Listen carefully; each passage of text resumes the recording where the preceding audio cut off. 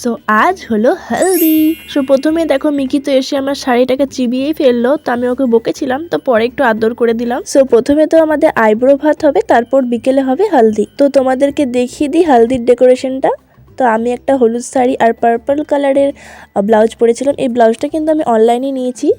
এই দেখো ডেকোরেশনটা, নিচে যে পদ্ম ফুলের মতো বসার জায়গাটা আছে সেটা না আমি ভেবেছিলাম খুব ভারী, কিন্তু এটা খুবই হালকা। যেই শাড়িটা আমার বোন পরে আছে সেটা আমার পরার কথা ছিল আর আমারটা আমার বোনের, কিন্তু যেটা আমার বোন পরেছে সেটা নতুন বলে ও আগেই পরে নিয়েছে।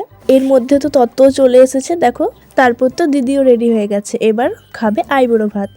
দেখো মাটির থালায় সব সাজানো হয়েছে, আর দিদি কিন্তু আইবুড়ো ভাতটা উঠোনের প্যান্ডেলেই বসেছিল। তারপর তো কিছু একটা রিচুয়ালস হলো, সেটা আমি জানি না। তো তারপর আমরা খেতে চলে গেলাম। তো আমরা খাবার কি কি ছিল সেটা তোমাদের সঙ্গে শেয়ার করি। প্রথমেই দিয়ে গেছে লেবু আর নুন, ভাত আর মুগ ডাল, তার সঙ্গে লেবু চিপে আমি একটু মেখে নিলাম।